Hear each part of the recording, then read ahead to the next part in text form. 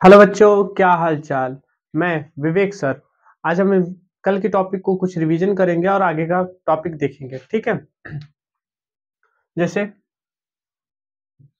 कल प्रकाश के बारे में बात हुआ था। तो प्रकाश क्या है? एक प्रकार की ऊर्जा है जो राहत प्रदान करेगी इसके अकॉर्डिंग। और कहाँ राहत प्रदान करेगी? हमारी आंखों के लिए। ठीक है।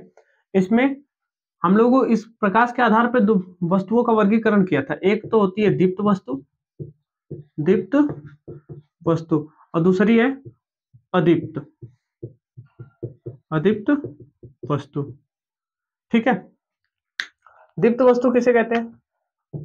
जिसमें खुद का प्रकाश हो। जिसमें क्या होता है? खुद का प्रकाश। जैसे में सूर्य हो सकता है, तारे, जलती हुई मोमबत्ती इत्यादि। ठीक है। और अदीप्त वस्तु में जिनमें खुद का प्रकाश नहीं होता है उन्हें हम क्या कहते हैं? अदीप्त वस्तु कहते हैं। जैसे में मेज हो सकता है, पेन हो सकता है, कॉपी हो सकती है इत्यादि। ठीक है।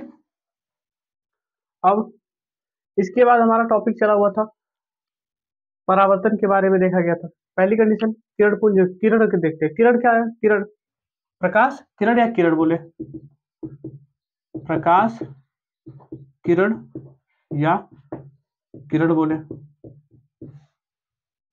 प्रकाश जिस रास्ते से गति करता उसके पथ को हम किरण कहते हैं। ठीक है। जिस रास्ते में चल रहा है उसको हम क्या बोलेंगे बेटा? किरण बोलेंगे। अब किरण पुंज, किरण पुंज, किरण पुंज किसे कहेंगे? किरणों के समूह को किरण पुंज कहेंगे। ये कई टाइप की होती है। जैसे मुख्यतः ये तीन टाइप की होती है। कौन कौन सी? अपसारी, दूसर का अभिसारी, और तीसर का समांतर। ठीक है। अपसारी, किरण पुंज, ये तीनों रहेगा। ठीक है। या हम इसको इस तरह कर सकते हैं, अपसारी किरण पुंज, अभिसारी किरण पुंज, समांतर किरण पुंज। ठीक है। अपसारी को समझते हैं। अपसारी को समझने के लिए आसान शब्दों में इसका संधि विच्छेद करते हैं। हमको संधि नहीं सीखना, हम बस इसको अपने ट्रिक से याद रखते हैं। अ प्लस पसारी। ठीक है। अब पसारने से तात्पर्य है फैलाना से। जब प्रकाश किरण एक बिंदु से फैलती हुई प्रतीत हो या समझ में आए तो उन किरणों को क्या कहेंगे? अपसारी। उन किरणों को अपसारी किरण पुंज बोलेंगे। ठीक बेटा। और अभिसारी जस्ट अपसारी का उल्टा होता है। एक ही बिंदु पे क्या होगा? मिलता हुआ प्रतीत होगा। एक ही बिंदु पे हमारा क्या होगा? किरण पुंज मिलती हुई प्रतीत होंगे। तो ऐसी किरण पुंज को हम क्या कहेंगे? अभिसारी किरण पुंज। और समान तीसरा है बेटा समांतर किरण पुंज। समांतर किरण पुंज ये है कि मतलब बहुत दूर तक जा रहे हैं। प्रकाश किरणें बहुत दूर तक जा रही है, उनके बीच की जो दूरी है वो बराबर है, तो उन्हें क्या कहेंगे? समांतर किरण पुंज कहेंगे। ठीक है। उन्हें हम समांतर किरण पुंज कहेंगे। अब इसके बाद प्रकाश के गुण के बारे में देखा गया था। तो प्रकाश का जो गुण होता है, प्रकाश कैसे चलती है?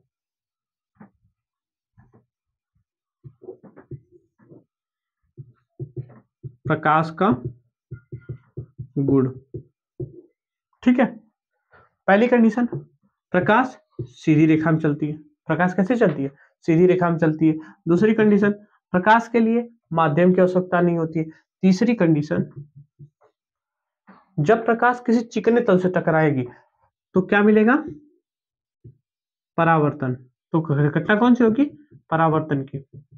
जब किसी चिकने तल से टकराने के बाद परावर्तन, परावर्तन होता है। अब अगला पॉइंट देख लेते हैं बेटा। जब एक माध्यम से दूसरे माध्यम में जाएगी तो क्या मिलेगा? अपवर्तन। एक माध्यम से दूसरे माध्यम में जाएगी तो क्या मिलेगा बेटा? अपवर्तन मिलेगा।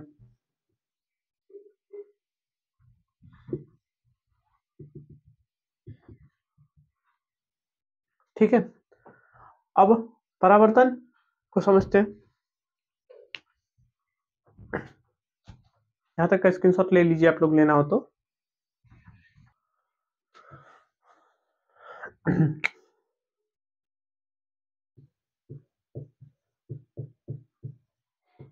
परावर्तन बोले या प्रकाश का परावर्तन बोले, ठीक है। परावर्तन क्या है? जब प्रकाश किरण किसी चिकने तल से टकराकर जब प्रकाश किरण किसी चिकने तल से टकराकर पुनः उसी माध्यम में वापस लौट जाती है, तो इस घटना को हम कहते हैं प्रकाश का परावर्तन, ठीक है। जैसे ये प्रकाश किरण आ रही है और यहां से टकरा के इधर की तरफ निकल गई, ठीक। इसको हम बोलते हैं आपतित किरण, इसको बोलते हैं परावर्तित किरण, परावर्तित किरण, ठीक है। ये हमारा अविलंब, ठीक है बेटा। ये जो बिंदु बनता है आपतन बिंदु,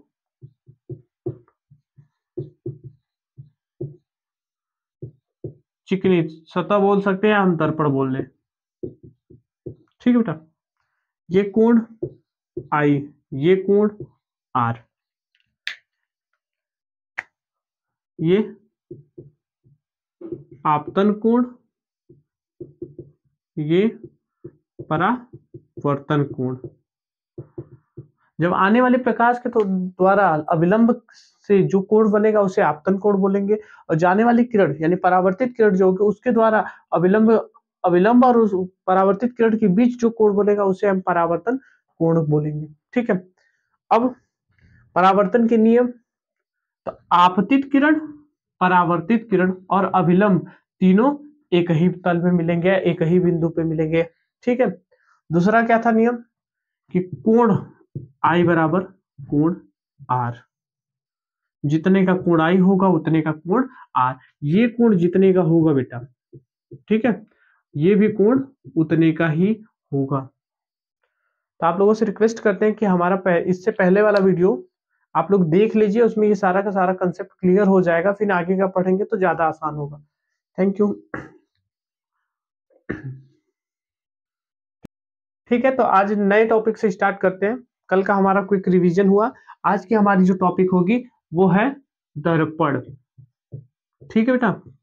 आज की हमारी टॉपिक जो है वो दर्पण से हम स्टार्ट करते हैं। इससे पहले का हमने पुराना जितना लेक्चर हमारा खत्म हुआ था उसको हमने तुरंत झटके से खत्म किया, क्विक रिवीजन हुआ हमारा। तो आज हम देखते हैं दर्पण के बारे में।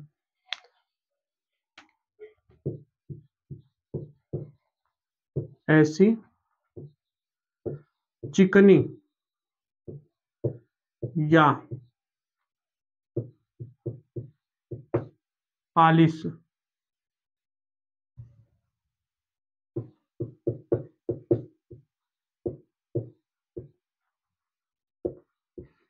की गई सतह जिससे परावर्तन हो उसे दर्पण कहते हैं। ऐसी चिकनी या पालिश की गई कोई सतह हो जिससे परावर्तन हो, या हम बोल सकते हैं प्रकाश का परावर्तन हो, उसे हम क्या बोलेंगे बेटा? दर्पण बोलेंगे, ठीक है। जैसे अब इसके टाइप को देखते हैं और फिर इसके बाद आगे समझते रहते हैं। तो अगला टर्म हमारा बनता है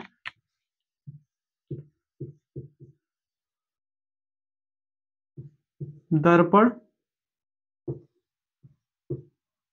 के प्रकार।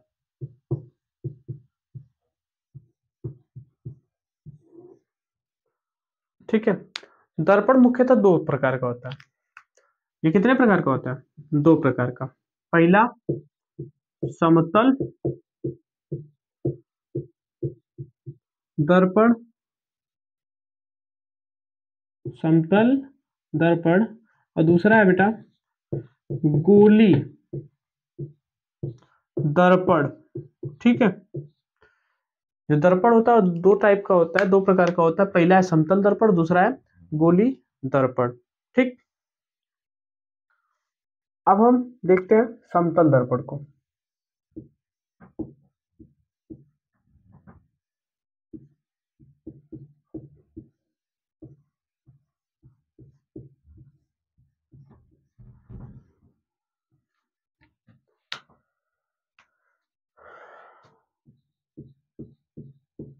ऐसा दर्पण जिसका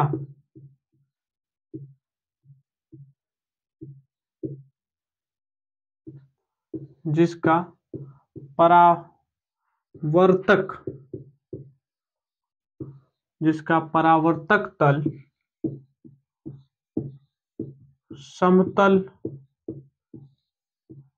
हो उसे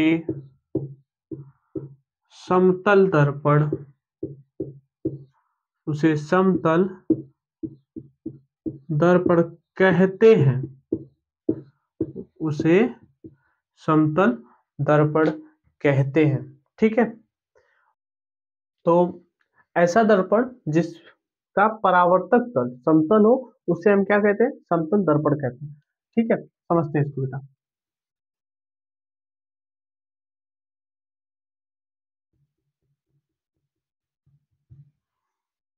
ये हमारा है पालिश। ये पूरा जो पैटर्न बनेगा बेटा, ये है हमारा समतल दर्पण। ठीक है, और ये जो सामने वाला भाग है, ये वाला जो भाग है हमारा सामने की तरफ से, ठीक है, इस वाले भाग को हम बोलते हैं परावर्तक। परावर्तक तल मतलब उस तल के बारे में बात हो रही है जहां से प्रकाश किरणें टकराकर वापस लौट जाती है, उसी माध्यम में वापस लौट जाती है। इस तल को हम कहते हैं परावर्तक तल। ठीक है,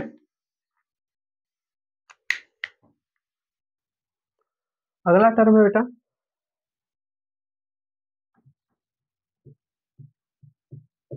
समतल दर्पण द्वारा प्रतिबिंब का बनना।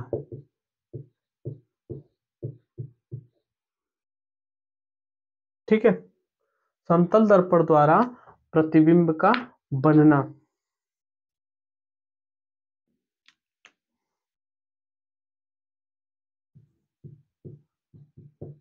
समतल दर्पण के सामने रखे बिंब, बिंब बोले या हम वस्तु बोले,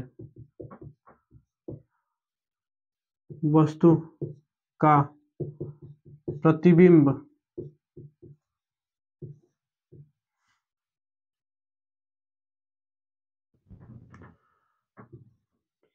प्रतिबिंब दर्पण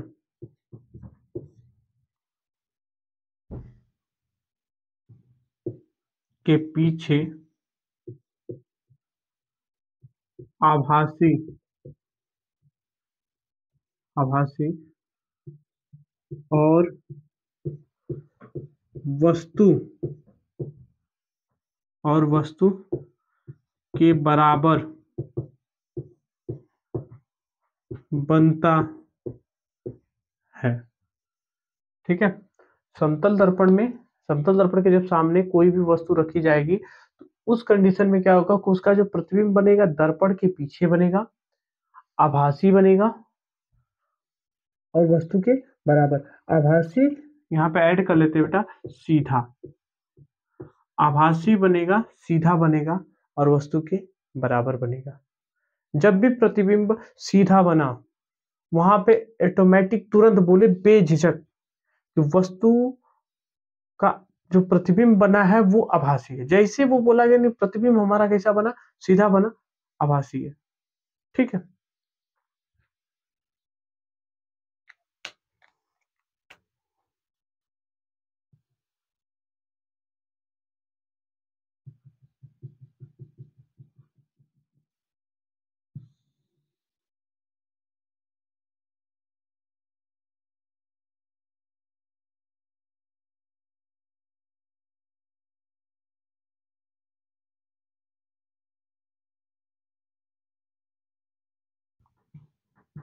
ठीक है।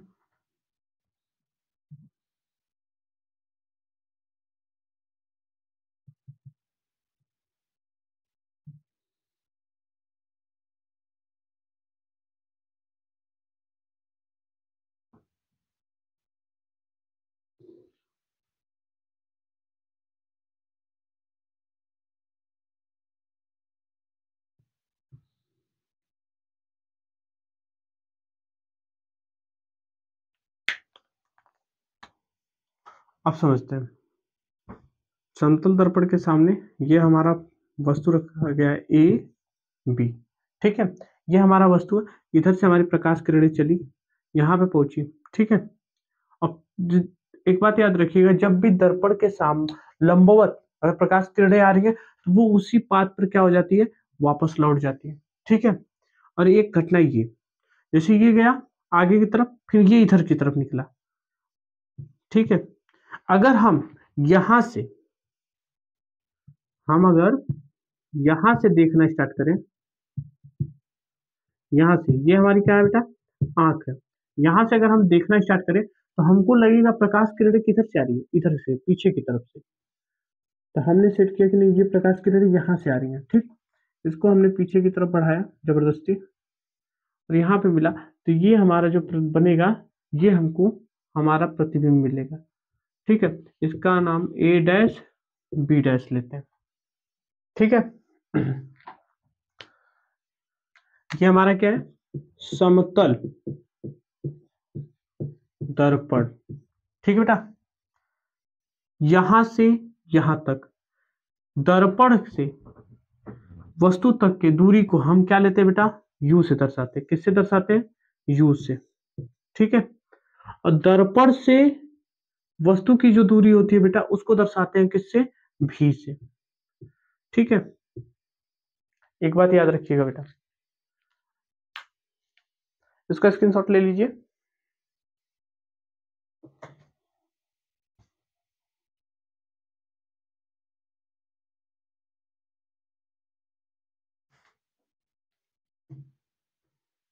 अच्छा बेटा, एक चीज और नोटिस करिएगा, जहां जहां पर आभासी प्रतिबिंब होगा, हम उस प्रतिबिंब को भी डॉट डॉट लाइन से ही दर्शाएंगे। मतलब क्या है कि प्रतिबिंब हमने आभासी है, वो हमारा प्रतिबिंब कैसा है, आभासी है। अभी कंडीशन हमने ये पढ़ा था, उसमें हमने देखा समतल दर्पण के सामने कोई वस्तु रखी गई, वस्तु का है ए और बी।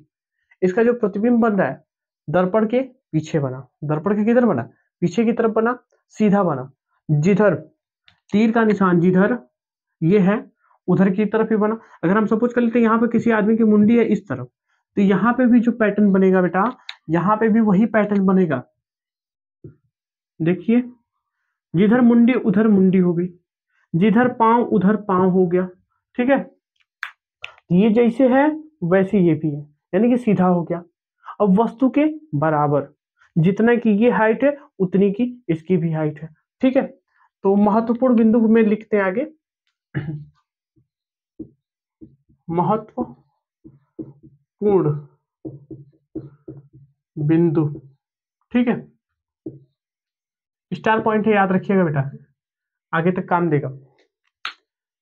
फर्स्ट कंडीशन लिखते हैं,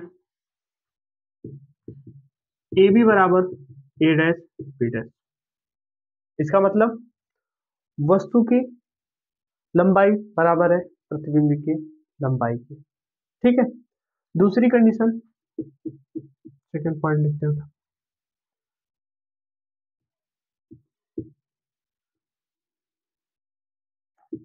यू बराबर भी, यू बराबर भी।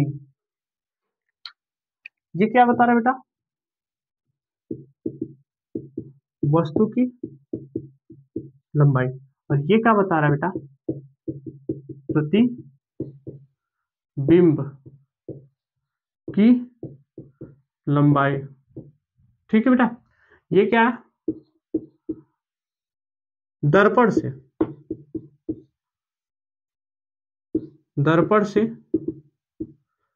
बिंब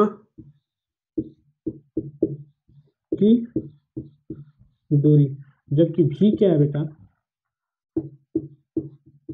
दर्पण से प्रतिबिंब की दूरी। ठीक है बेटा, ए बी बराबर है ए डैश बी डैश, यानी कि वस्तु की जितनी लंबाई होगी उतनी ही लंबाई प्रतिबिंब की भी होगी। और दूसरा महत्वपूर्ण बिंदु में हम देख रहे हैं बेटा, भी बराबर या यू बराबर भी या भी बराबर यू, यानी कि जो यू है वो दर्पण से किसकी दूरी है बेटा, दर्पण से बिंब की दूरी या वस्तु की दूरी बोल सकते हैं। यहाँ पे हम बोल सकते हैं बिंब की जगह पे हम क्या बोल सकते हैं बेटा, वस्तु की दूरी। ठीक है, और भी क्या है बेटा, दर्पण से प्रतिबिंब की दूरी। ठीक, इसका स्क्रीनशॉट ले लीजिए, फिर आगे बढ़ते हैं।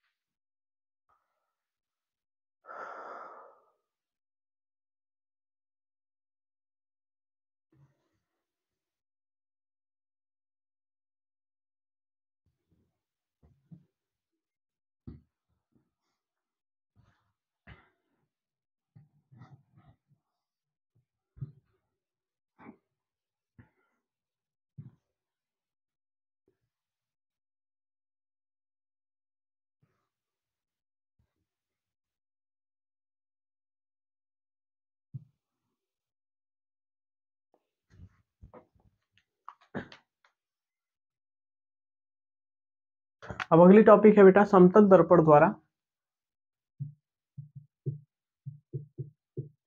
समतल दर्पण द्वारा बने प्रतिबिंब की विशेषता या गुण। विशेषता बोले या गुण बोले, ठीक बेटा, समतल दर्पण द्वारा बने प्रतिबिंब की विशेषता या गुण के बारे में देखते हैं। ठीक,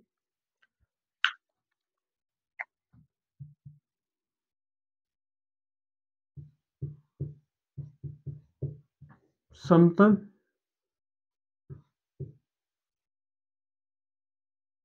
समतल दर्पण द्वारा बना प्रतिबिंब बना प्रतिबिंब आभासी और सीधा होता है।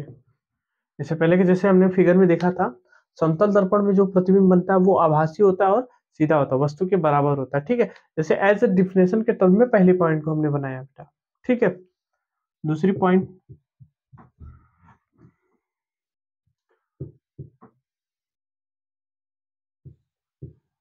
दर्पण से जितनी दूरी पर वस्तु रखी होती है उसका प्रतिबिंब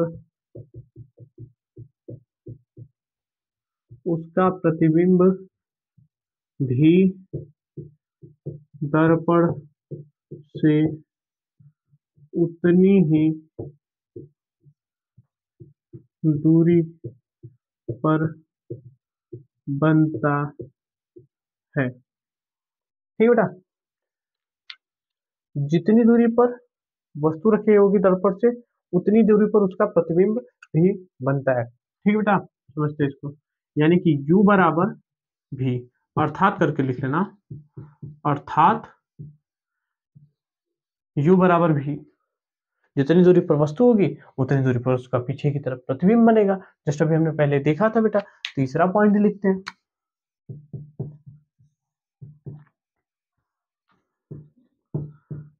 इस दर्पण द्वारा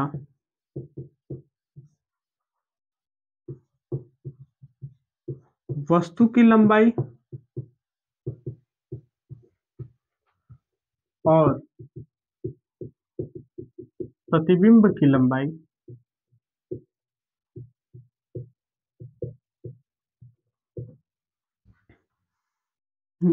वस्तु की लंबाई और प्रतिबिंब की लंबाई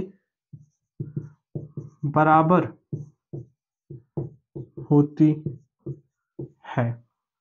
ठीक बेटा, समतल दर्पण द्वारा प्रतिबिंब जो बनता है उसकी लंबाई और वस्तु की लंबाई दोनों क्या होती है बेटा, बराबर होती है। हम लिख सकते हैं अर्थात ए बी, ये वस्तु की लंबाई को दर्शा रहा है, जबकि ए डैश बी डैश ये किसको दर्शा रहा है बेटा, हम लिखेंगे ये वस्तु की लंबाई, वस्तु की लंबाई, और ये किसकी है बेटा, प्रतिबिंब की लंबाई। ठीक है, अगला पॉइंट देखते हैं, पॉइंट नंबर 4।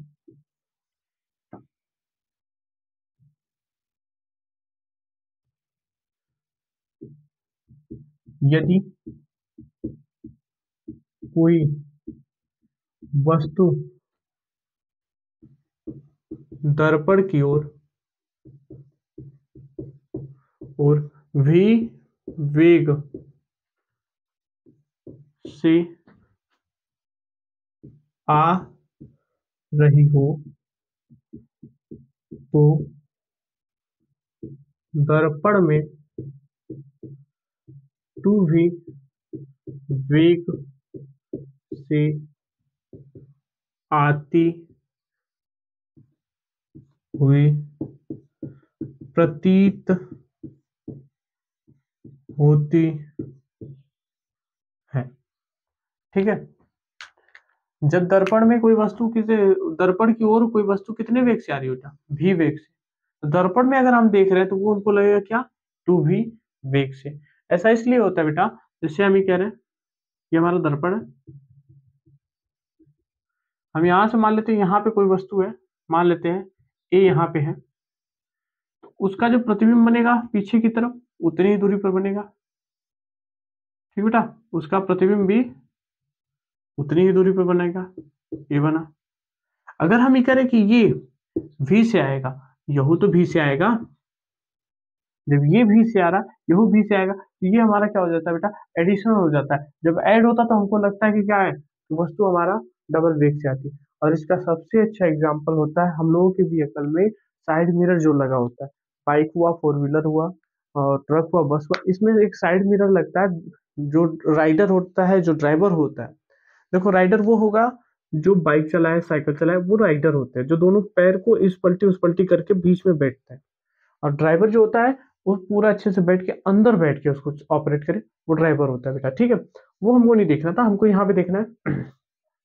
उनके साइड में जो होता है बेटा, एक साइड मिरर लगा होता है, उसका यूज ये होता है बेटा कि साइड देखने में, और पीछे हमारे व्हीकल क्या, अपने व्हीकल को सेफ रखने के लिए वो साइड मिरर दिया जाता है। उसमें क्या होता है बेटा, मान लेते सपोज कर लो रोड पे एक कार चल रही है, ठीक बेटा, एक कार है रोड पे, ठीक है,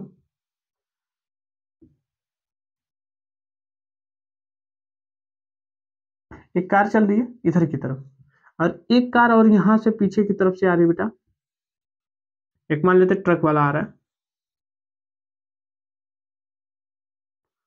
ठीक। एक ट्रक का पैटर्न सुंदर, हमारी आर्ट ड्राइंग हमारी सुंदर है। ये मान लेते एक ट्रक वाला पीछे से आ रहा है, इसकी रफ्तार 40 किलोमीटर प्रति घंटा है। यहाँ पे साइड मिरर लगा हुआ है, तो साइड मिरर में जब यहाँ पे देखा जाएगा तो ये कितना लगेगा, 80 किलोमीटर प्रति घंटा। ये 40 किलोमीटर प्रति घंटे की रफ्तार से आ रही है, तो ये लगेगा कितना, 80 किलोमीटर प्रति घंटे से आ रही है। तो जिससे क्या होगा कि ये आगे वाला जो चालक होगा, जो ड्राइवर होगा, वो क्या काम करेगा, इसको, इस व्हीकल को जगह साइड देने के लिए तुरंत सोचेगा, बहुत तेजी से आ रही, साइड देता है, जिससे एक्सीडेंट का खतरा होना कम हो जाता है, बच जाते हैं लोग। ठीक है बेटा, समझते हैं उसको, ठीक है।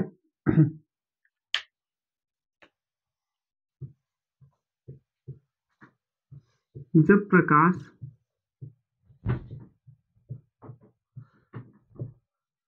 किसी दर्पण की ओर थीटा कोण से आपतित होता है तो दर्पण द्वारा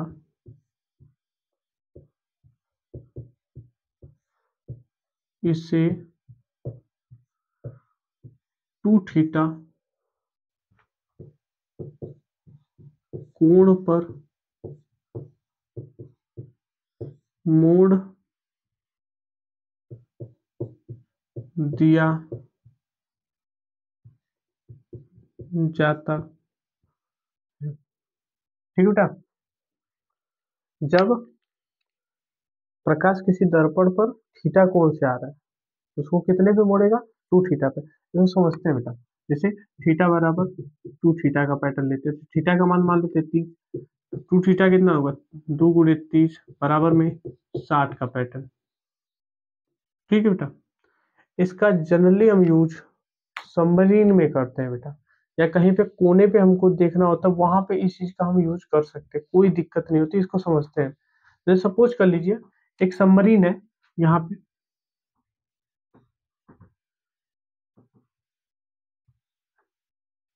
एक हमारी सबमरीन है। ठीक बेटा, अब ये मान लेते हैं सबमरीन हमारी जो पानी से है 100 मीटर, सतह से कितने मीटर नीचे है, 100 मीटर नीचे है। अब 100 मीटर नीचे है तो सबमरीन का जो चालक होगा बेटा, उसको ऊपर आके यहाँ तक देखने के लिए सराउंडिंग का एरिया पूरा देखेगा। तो अब इस कंडीशन में क्या होगा कि सबमरीन दुश्मन को तुरंत दिखने लगी। तो इस चीज से बचने के लिए एक काम किया जाता है बेटा, इसको समझते हैं कि दर्पण यहाँ पे कैसे यूज होता है। यहाँ पे एक जेड आकार की नली बनाते हैं, जेड आकार की नली, ठीक है, एक पाइप बनाते हैं, जेड की तरह होता है बेटा, इस तरह का होता है। इसको ऑपरेट किया जा सकता है जब इच्छा हो, तो चालक जो होगा, जो सबमरीन को चला रहा है, वो जब चाहेगा तब इसको ओपन कर सकता है, इसको चाहेगा तो क्लोज भी कर सकता है। ठीक है, इस तरह का होता है बेटा। यहाँ से प्रकाश जाने के लिए रास्ता होता है, इधर से प्रकाश जाती है बेटा। ठीक है, अब यहाँ पे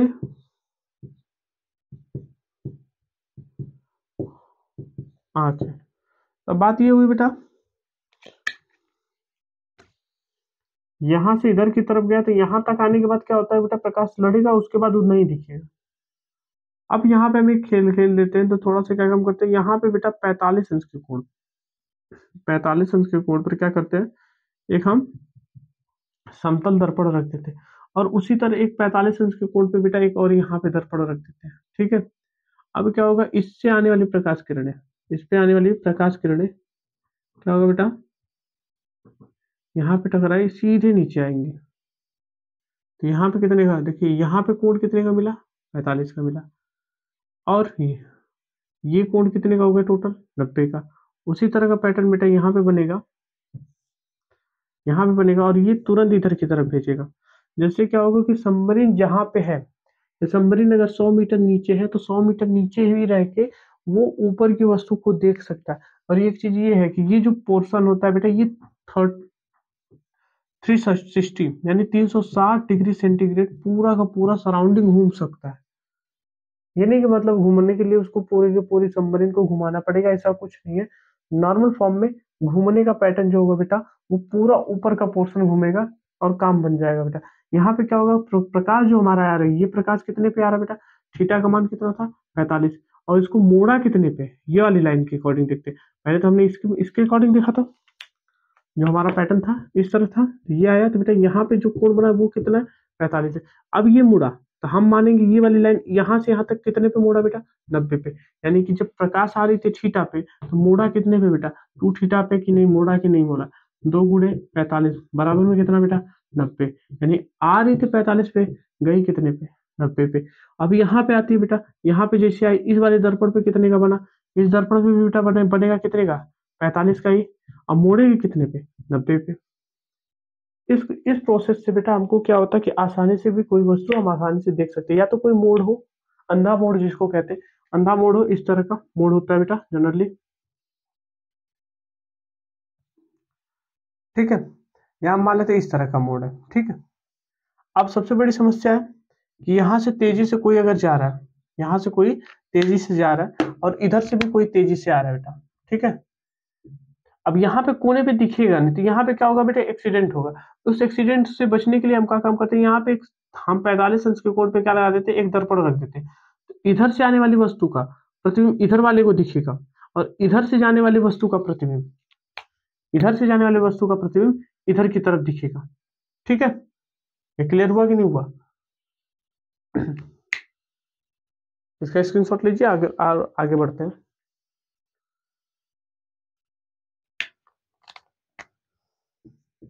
6 नंबर, दर्पण द्वारा बने प्रतिबिंब का पार्श्व परावर्तन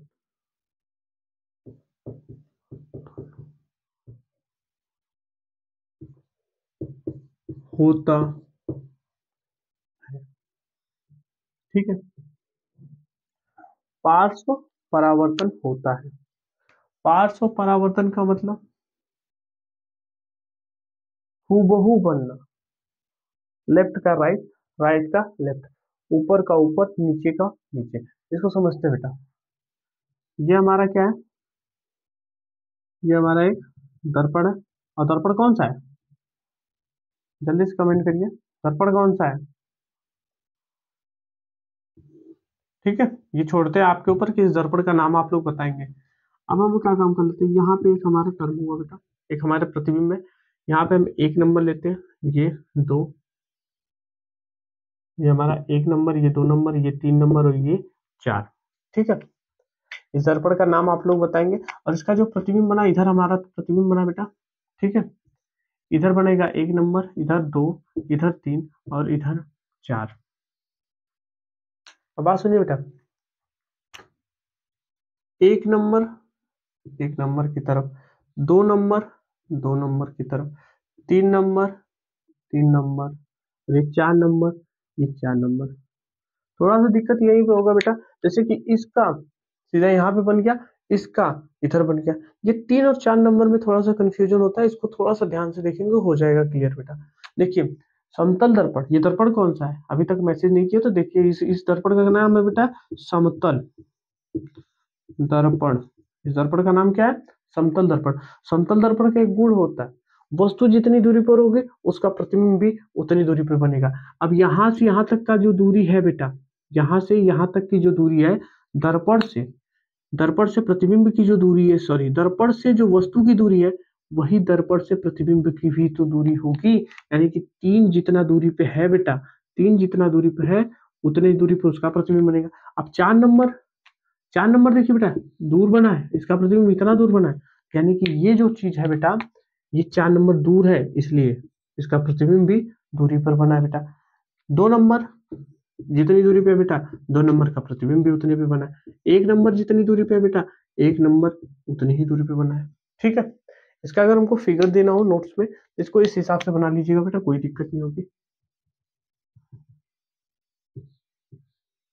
1 2 3 और ये 4, ये 3 है, ये 1 है, ये 2 है, और ये 4, ठीक है। इसको कहते हैं पार्श्व परावर्तन। लेफ्ट का राइट, राइट का लेफ्ट, अप का अप ही रहेगा, डाउन का डाउन रहेगा। ठीक है बेटा, एक लास्ट पॉइंट देखते हैं। इंपॉर्टेंट पॉइंट है बेटा ये। ठीक है, स्टार पॉइंट देखिए बेटा। स्टार पॉइंट में देखना है बेटा, तो एक बात याद रखिएगा, समतल दर्पण की फोकस की बात हो रही है बेटा, किसकी? फोकस, फोकस दूरी। और बात होगी बेटा क्षमता, और किसकी बात होगी बेटा? क्षमता यानी पावर। समतल दर्पण की फोकस कितनी होती है बेटा? समतल दर्पण की फोकस होती है अनंत, इनफाइनाइट, अनंत। ठीक है बेटा, समतल दर्पण की फोकस दूरी अनंत होती है, और समतल दर्पण की क्षमता बेटा होता है शून्य। याद रहेगा, ये इंपॉर्टेंट पॉइंट है, बोर्ड में कई बार पूछा हुआ है। समतल दर्पण की फोकस दूरी कितनी होती है? तो समतल दर्पण की फोकस दूरी अनंत होती है, और जबकि समतल दर्पण की क्षमता जो होती है बेटा 0 होती है। ठीक है, इस टॉपिक को हम बेटा आगे अच्छे से एक्सप्लेन करेंगे, जब हमको फोकस पढ़ना होगा वहां पे हम पढ़ेंगे, जब क्षमता पढ़ेंगे तो वहां पे भी हम देखेंगे। इसका स्क्रीनशॉट ले लीजिए।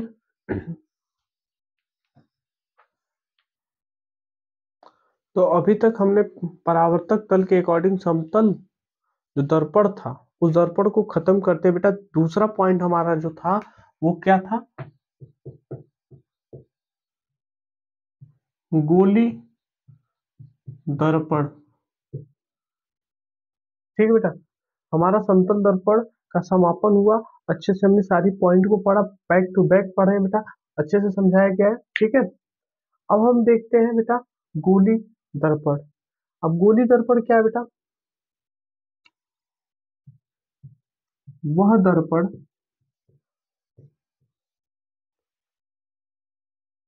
जिसका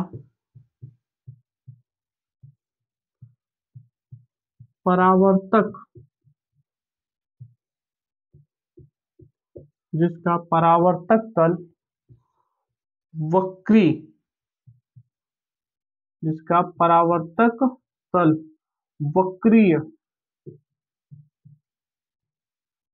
कर्व हो, उसे गोली दर्पण कहते हैं। ठीक है बेटा, ऐसे दर्पण के बारे में हमको देखना है जिसका परावर्तक तल वक्री हो, उसे हम क्या बोलेंगे बेटा? गोलीय दर्पण। उसे हम क्या बोलेंगे बेटा? गोलीय दर्पण। ठीक है, जैसे इस टाइप का हो सकता है, हमारा इस टाइप का हो सकता है बेटा, या हमारा इस टाइप का हो सकता है। ठीक है, इसमें से कोई भी हो सकता है। इसको और अच्छे से एक्सप्लेन करते हैं, तो अगली हेडिंग हमारी बनती है बेटा गोली दर्पण के प्रकार। गोली दर्पण के प्रकार। ठीक है बेटा, गोली दर्पण के प्रकार। गोली दर्पण जो होता है बेटा मुख्यतः दो दो प्रकार का होता है। एक होता है बेटा अवतल दर्पण, और दूसरा होता है बेटा उत्तल दर्पण। ठीक बेटा, एक हमारा है अवतल दर्पण और एक हमारा है उत्तल दर्पण। ठीक बेटा, इसको समझते हैं, इस दर्पण को समझते हैं।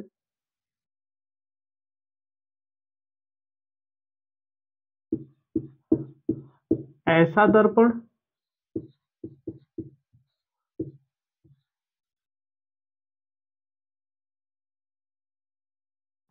जिससे परावर्तन दबे हुए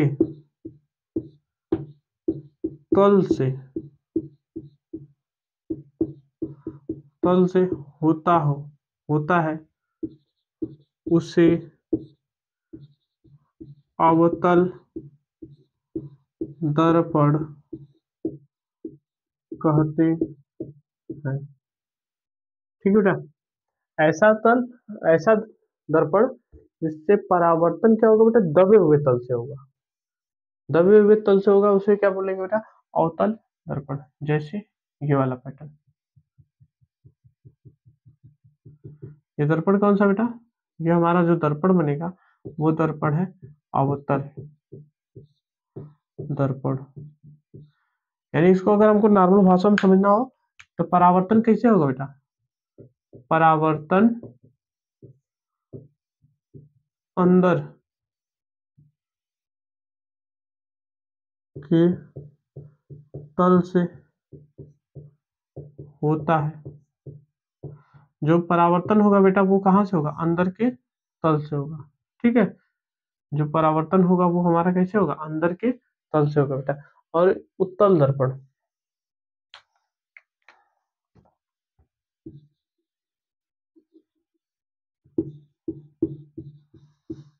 ऐसा दर्पण जिससे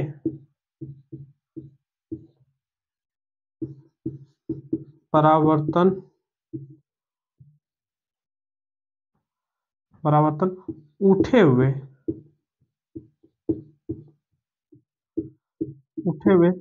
तल से होता है, उठे हुए तल से होता है, तो उस दर्पण उस दर्पण को उत्तल दर्पण कहते हैं। तो उस दर्पण को हम क्या कहते हैं बेटा, उत्तल दर्पण कहते हैं। ठीक है,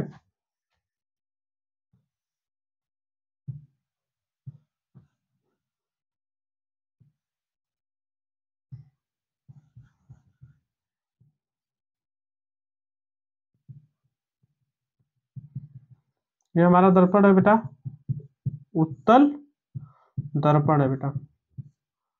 ठीक है, ये हमारा जो दर्पण है वो कौन सा है बेटा, उत्तल दर्पण है। या हम दूसरे शब्द में इसको अगर लिखना चाहे, परिभाषित करना चाहे तो क्या लिखेंगे, परावर्तन परावर्तन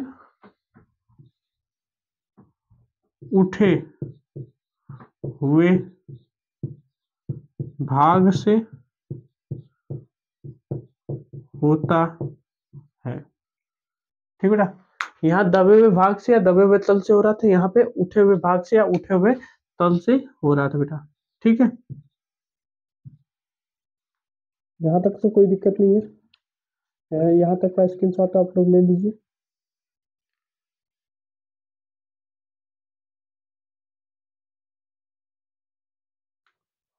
आई होप, मैं ये आपसे उम्मीद करता हूँ कि मैंने जितना पढ़ाया है, आज की जितनी भी टॉपिक मैंने क्लियर किया है, वो सारी की सारी टॉपिक आपको अच्छे से क्लियर हुई होंगी। तो मेरे वीडियो को लाइक करिए, मेरे चैनल को सब्सक्राइब करिए और ज़्यादा से ज़्यादा लोगों तक शेयर करिए। Thank you for watching my videos. Thank you.